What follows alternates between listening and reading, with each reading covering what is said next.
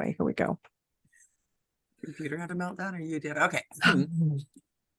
Hello, my cat-loving friends. It's that time of month, our favorite time when Dr. Kelly Cairns comes back to visit us. That sounded funny. No, what? That time of What the sounded month. funny? That's okay, Not Mark. for us old broads, but anyway, continue with your intro, Linda.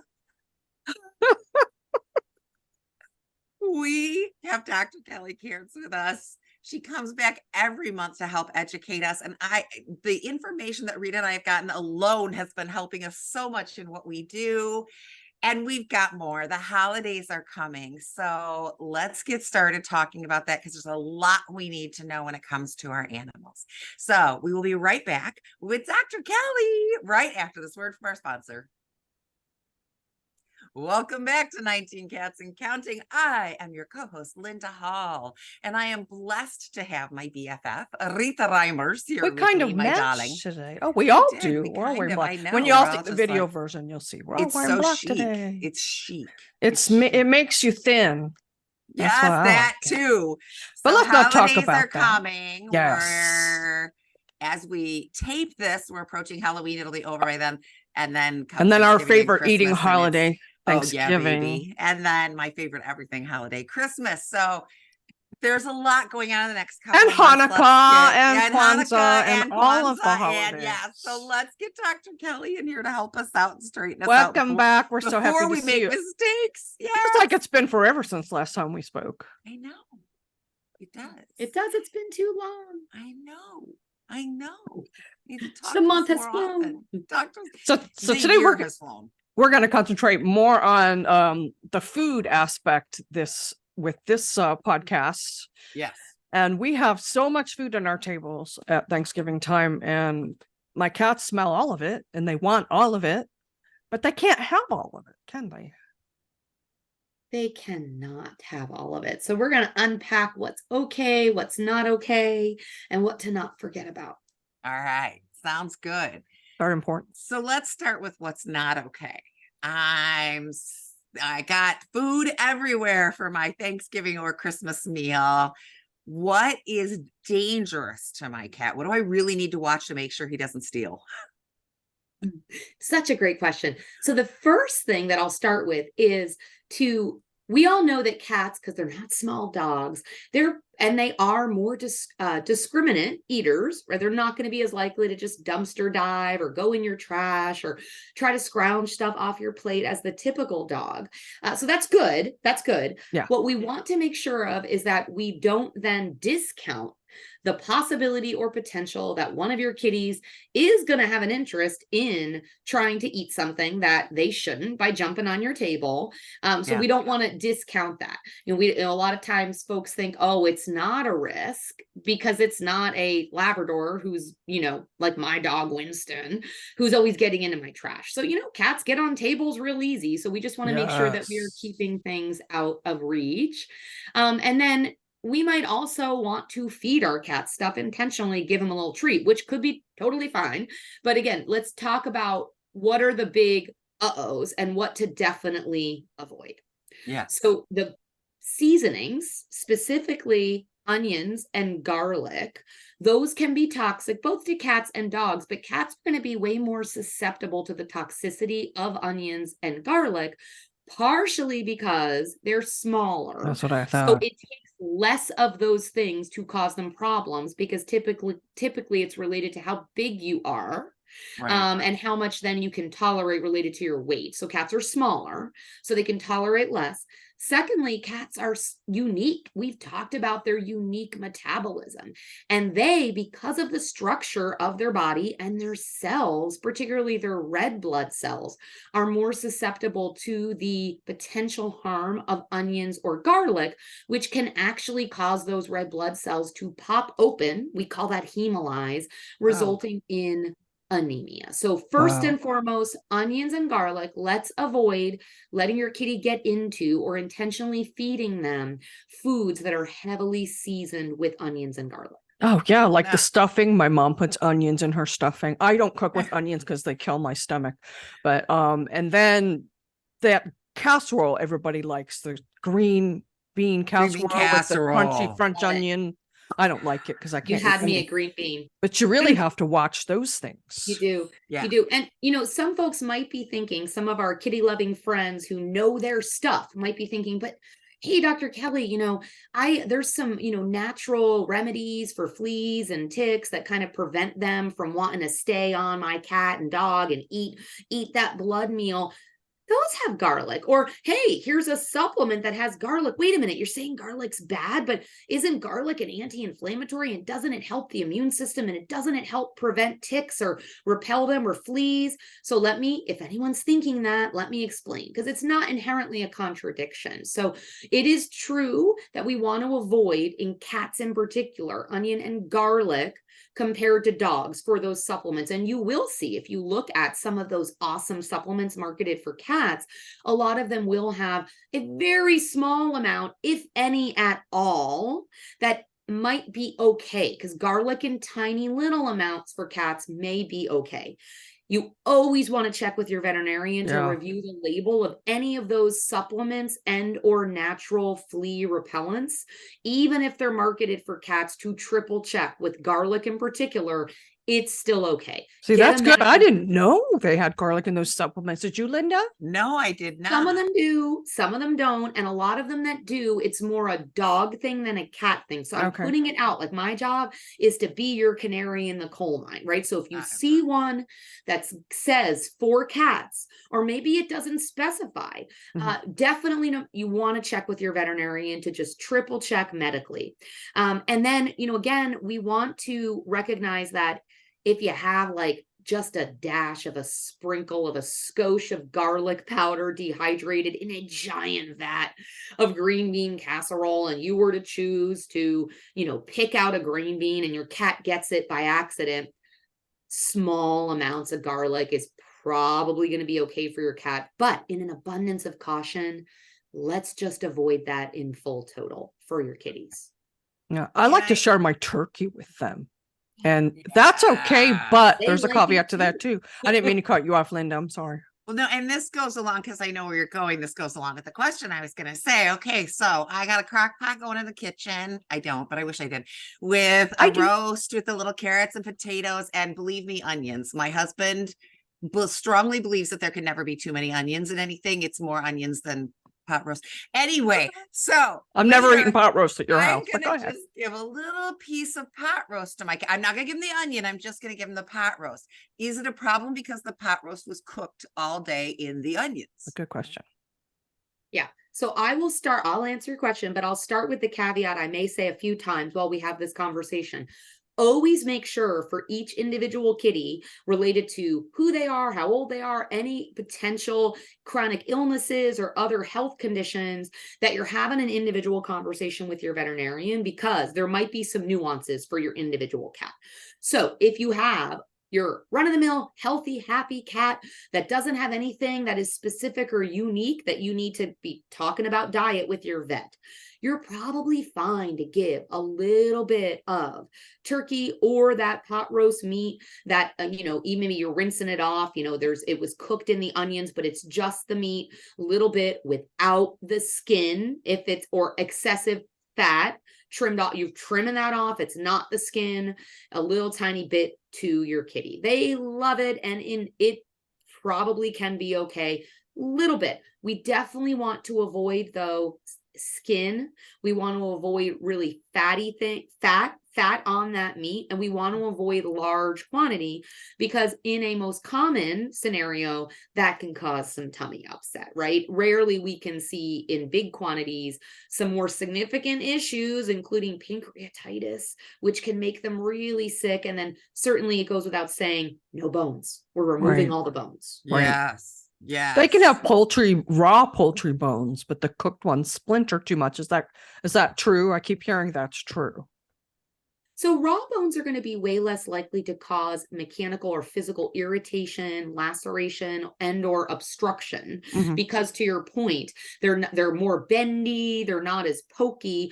The one thing we need to worry about about raw bones would be that if it's not cooked, you could have some foodborne pathogens like E. coli or salmonella that I would worry about. So because there's so many other tasty things that could be safer for our kitties, I would rather everybody's reaching for a little bit of that cooked, low fat, no skin turkey or the pot roast meat. What about the organs, the liver, the heart? A lot of people like to, boil that up and give it to their cats. Is that good for them? Yeah, I mean, small amounts of that stuff is not going to be harmful. It's kind of the same story with the muscle meat that we typically think about eating. So, same story there. Little bits cooked shouldn't be harmful to most cats. Yeah, I do that every Thanksgiving. I take all the parts out of the turkeys behind that I don't want, and I put them in the bottom of the pan with the broth. I use bone broth. And then after a few hours, once that's cooked up, but the turkey obviously is taking a lot longer, then I take those out and I season the turkey and I do everything I want to do to the turkey so that those are separate, and I split them up among 11 cats. So yeah, they're not getting a lot, but it makes me feel, and I think this is just a pet parent thing. I know my cats have no idea that it's Thanksgiving or Christmas and something special is going on, but I just feel like I have to give them something special. They're my family. I holiday. have to celebrate the holidays with them, right? Oh, it's such a good tip you guys have. I really like that suggestion of doing it the way you're doing it. Yeah, that's good, and Linda. setting it aside, yes, I think that's such a special way that they can participate. And, just like with us, if we were to indulge in that giant meal with all the pies and all the stuff we're going to eat every day, that probably wouldn't be physically healthy for us. So we always want to be cognizant of not feeding our kitties too many treats all the time. But on that special day, I think it is a really nice way that they can be a part of the family. The cats are sneaky and they'll end up places you don't want them faster than you can imagine. I almost lost Jet outside yesterday, but that's another story. How can you tell that maybe they have snuck something off the table that they shouldn't have and they've eaten it? How can you tell that they might be having a problem? So you know your kitty better than anybody. If they aren't acting off at all, go with your gut.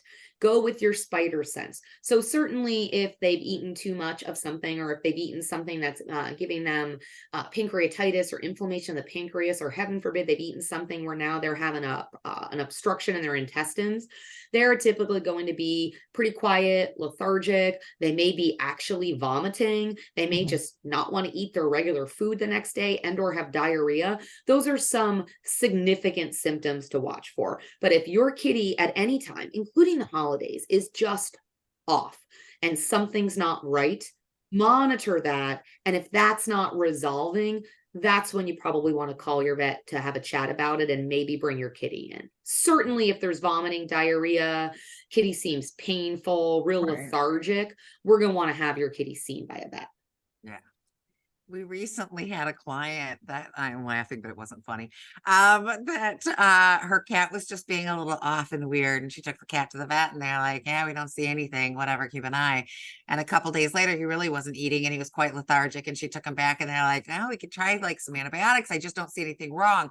And she said her gut was just screaming at her. And she said, no, you need to listen to me. Yeah, the cat ingested part of its water fountain that needed to be removed.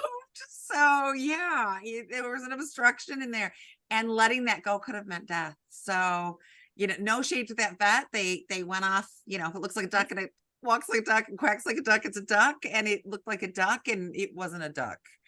So this is where the partnership between the people and the vets come, right? I'm laughing because you can't get them to take a pill, but they eat the water fountain. Yes, girl. Yes.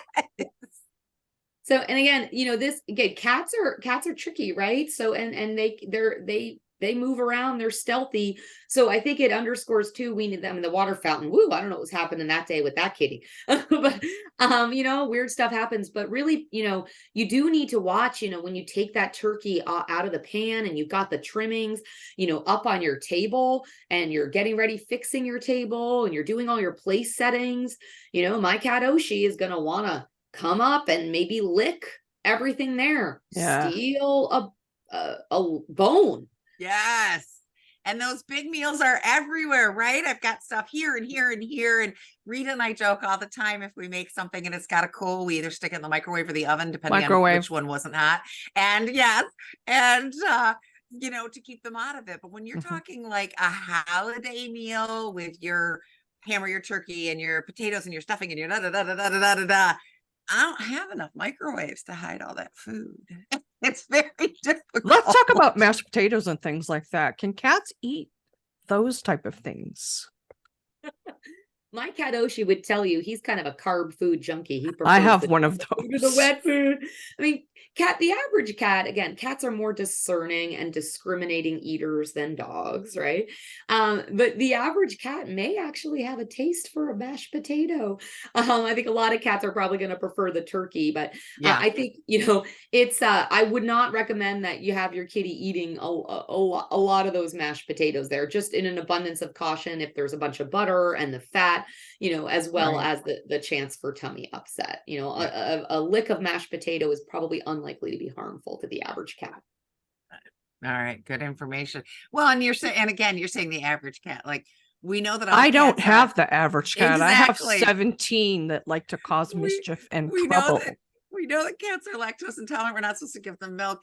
But Rita's got a few cats that beg for things that she'll give them a little taste of her yogurt or whatever. But then she had one cat that I swear if he looked at dairy, he broke out into diarrhea and vomit. It was so bad. He could not even have a taste. He had a little speck of something, and I don't know how all that came out of him after, because it was a lot more than just a little speck of thing he threw up. So yeah, no dairy for him, even though he wanted it and he loved it. On the other hand, my peanut butter, all I have to do is bring out a container of whipped cream. He's right there.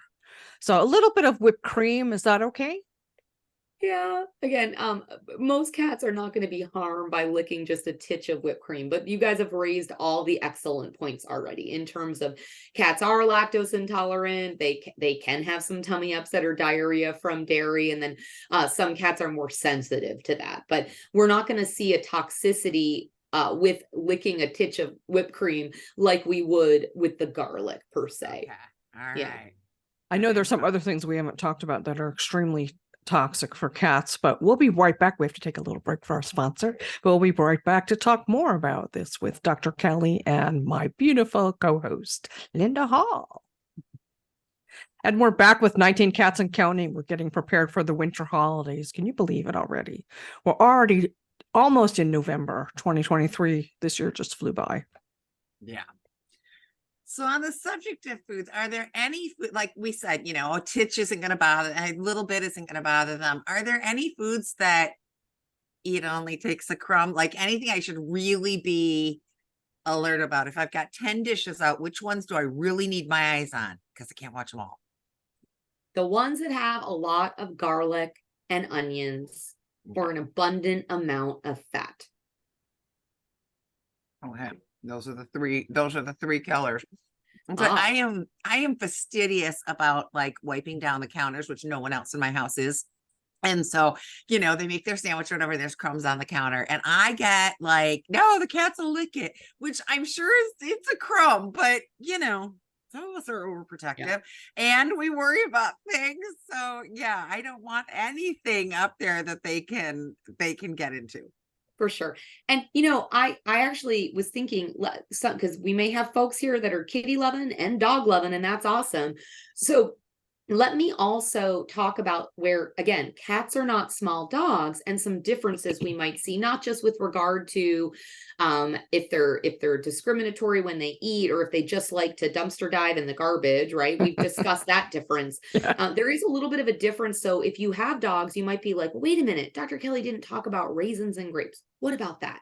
So what we know and what we experience and what the study, kind of the case reports show, is that dogs tend to be way more susceptible to grape and or raisin toxicity, which is just a dehydrated grape, than cats. And even with dogs, it tends to be dog to dog, very variable. So there are some dogs that have the misfortune of eating a single grape and they actually go into kidney failure. That's the organ that tends to be affected.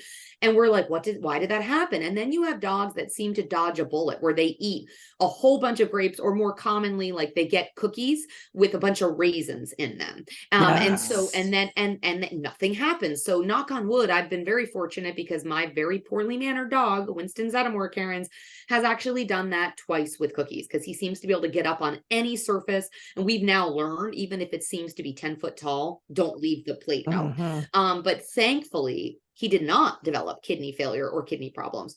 Now, with cats, again, they're probably less likely to want to be attracted to raisins and or grapes because they're discerning and they're probably not going to go for them. But they seem to not be as susceptible to that kidney toxicity from that. Now, that is not Dr. Kelly telling you go feed your cat grapes and raisins, but just statistically, they're right.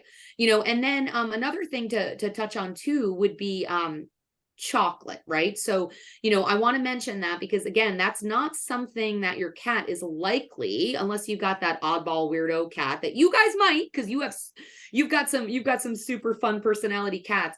Cats are not going to be as likely to want to eat things that have chocolate in it, but chocolate is something that is toxic to both dogs and cats. It's got a compound in it that it's kind of like a caffeine-like substance. It's technically a different molecule, but it has similar effects. So we can see, in addition to tummy upset, because anything can cause that, we can actually see the effects of I've had too many cups of coffee, which could cause heart arrhythmias and or weakness or fainting in a most severe situation. And that can be, and we do see in the ER setting, animals that in the worst case scenario, it can be fatal. Is a cat likely to want to eat chocolate in enough of a quantity that that's going to be a problem? Probably not. But in an abundance of caution, I will say to you, let's make sure we're not leaving chocolate out for our cats. And certainly, like, that's not the go-to treat. Give them that skinless, boneless, little bit of low-fat turkey, or, you know, again, cooked meat. You'll be their best friend. They don't need, you know, your Rocher hazelnut chocolate, right? And watch out for the pumpkin pie too. The pumpkin's okay, but the pumpkin pie, not so much. Exactly. Yeah. Give them a little, and that's something, can't we do just like, I was thinking about that earlier, just like we can make it special in other ways, right? Let me give you a little bit of canned pumpkin while I eat my pumpkin pie. Let me give you those special lickable treats that you flip out over that I don't keep on stock regularly. Let's make this a churro holiday, or Cat It makes them that I like. You know, there are other things that you can do that are special, that are animal appropriate. Like, if you're one that loves to go out partying and drinking on New Year's Eve, that doesn't mean that your 3-year-old should go with you partying and drinking on New Year's Eve, right? There are things that are specific to the situation. Yep. And then, you know, let me, gosh, my brain is just thinking about all these things. I want to also just make sure, again, maybe more a dog thing than a cat thing, but I want to be really thorough so I don't leave people with questions.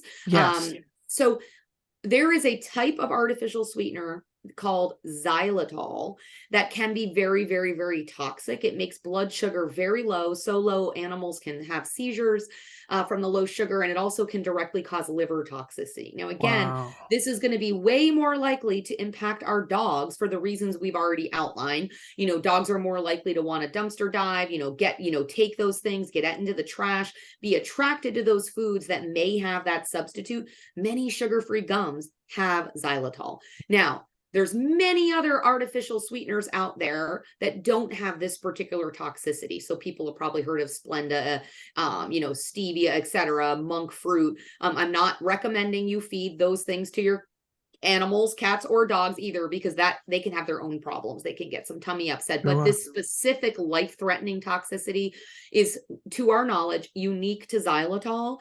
And just as a call out, again, I highly doubt people are going to be wanting to feed sugar-free gum or feed another sugar-free dessert. You never know. So let's just put it out there. It's kind of a here hooves, look for horses, not zebras, but we're going to just put that on our no-no list. No, agree. I think a lot of this too, from a behavioral standpoint, is you really need to have your cats trained to not jump up on the table when you're eating, when you're cooking, give them alternative things to do and places to be. And I know that's easier said than done, but really, Linda and I both have a house full of cats, and my cats know when I'm cooking not to jump up on the stove and not to jump up on the counter unless I'm preparing their food. Then forget it, they're up there. I was just gonna, when I leave the room, all bets are off. But if I'm in there, they know, don't get it up when mommy's cooking. Yes, exactly. Yeah, it's taking a look, I think, at all the regular things that we do. I was a big candy dish person. I always had a candy dish out, and I love when a holiday came and I could get holiday themed kind of candies. And the cats never bothered them, so I wasn't really worried about it. And then my girlfriend Cheryl, her golden retriever, or might have been her Aussie, anyway, ate a dish of holiday colored wrapped Hershey's Kisses and pooped sparkles in the snow that winter. Fortunately it wasn't enough to harm, but it was like, oh, that's something that I should maybe stop leaving out, because you don't know when they're going to go for it, right? Just because they haven't doesn't mean they're not going to. It's true. True. Yes. Change your own habits. So, Dr. Kelly, what else do we need to worry about around the holidays? And I know we're going to have a follow-up in December, talking more about some of the other holiday dangers, but did you want to touch on some of those things on this podcast, since a lot of people are going to start setting up their Christmas and Hanukkah decorations? Exactly. Yes. I'm going to get all the totes out of the attic very, very soon. Usually as soon as Thanksgiving dinner is cleared, that's my go ahead. So any problems there, anything we need to be aware of? You bring up a great point. These are already always right on it, right? Because folks are going to be setting up now for those holidays. So we'll do a much deeper dive next time we meet to talk about kind of the holidays themselves, kind of what are all the do's and don'ts and things to look out for. But when you're setting up for the holidays, I would just recommend, right? Cats, what do they like to do? They like to get in those small places. So you talk about those totes. So, I would say, just look, your cat. You know your cat's regular MO and what they like to do and don't do. So, and where they're going to be. But I would just recommend that you make sure you kind of have an understanding of where your cats are. You're opening those totes, you're making sure nobody gets in those totes and you don't know about them, and put them back, which may sound silly, right. But oh my gosh, anything can happen. And then also just the items that you are pulling out to set up, just, bear in mind what those are, and making sure that if you have a cat, that I had a cat once who I think thought she was a small dog. She would take things and run away with them and then like to eat them. So my Jet does that. Yes. She would take these things like they were her babies. And so, we want to make sure, especially if you're getting out, maybe you have extra tinsel that, from last year and it's in that tote and the cat gets it, or ornaments or whatever's in that tote. Let's just keep custody of where our cats are when we're setting up, and make sure that the things that your cat is going to want to bat around, or going to want to get into, you're putting in places that are going to be safe for your cat. Like, this cannot be a one size fits all approach. What your cats like to do, don't do, where they can get to, where they can't get to. So when you're setting up your decorations, set them up in a way that's going to be safe for your cat. Yeah, I don't even do a tree anymore, but Linda had to change the whole way she decorates. I will tell you, I have always been so OCD about my tree. I mean, oh no, there's two red ornaments together, and smaller and then bigger. And then I use this really cool holographic tinsel, and it doesn't look anything like that in the last few years. There is no tinsel. And I'll tell you one thing that I had to force myself to do, that I want to tell everybody listening to do. Don't set yourself up for failure. I am not putting my first Christmas ornament on the tree. Does it bother me? Yeah, a little. I enjoyed seeing that once a year. But if the cats kill it, I'm going to be furious. And they're just being a cat, right? So I just keep opening totes, looking at things, putting them back, putting them in the attic. Oh, that's so sad. Someday I'm gonna have some really old senior cats that don't screw with anything, and I'll put it back on the tree. Until then, I'm not doing it. I don't blame you. Yes, you're referring to the standard operating procedure that you use relative to what cats are around. And I've had to do the exact same thing. I had several years where there was no tree because I had two younger cats that like to climb up the inside of the tree. Yes. We always buy a live tree. And then they would get to the top, and eventually their weight and the ratio of their height would make the whole tree come down. And then, then I've had years where I don't have any ornaments, for the bottom foot of the tree, because no one was going to climb up. But if they could bat it with their paw, we would get into a problem. So, your cats, and make those strategic decisions when you're putting up that tree and those decorations to set yourself up for success. Yes. I know we'll talk about this more next time, but one last funny story. Linda tried to use something to entice her cats to stay away from the tree. And how did that work out for you, Linda? Stuff at Pet Supplies Plus, instead of you spraying it on the tree, the cats don't like the scent and will stay away. It smelled like roadkill skunk. It was so bad. Now, the cats didn't care, Dr. Kelly. The cats were hanging around the tree, basking in the funk. However, the humans all avoided the Christmas tree leg because it stunk so bad. So be careful what you try. Living room. There's still, this is probably 15 years ago, and everybody's still talking about it because everybody remembers the funk in the living room that year. Well, we're almost out of time. Dr. Kelly, any last words of wisdom for people when they're setting up their holiday table? Ladies, I always like to leave our cat loving friends with an actionable toolkit, kind of summarize and the take home points. So let me close with that this time in what I call the do list, or the good list, and then the don't do or watch out, or we're going to call it the naughty list. Okay. Yeah. So here's the do's, right? So what can I feed my kitty? Again, always, your cat and you have a veterinarian. So if you always talk to your vet if there's an underlying health issue, but we're going to talk about average, healthy, happy cat with nothing weird going on. What can we feed our kitty? Little bit of unseasoned, maybe cooked turkey. There's no skin or bones, or a little bit of that pot roast. Little bit, again, small quantity, little bit, you guys mentioned steamed or mashed sweet potatoes, or a little bit of regular potato, nothing in it.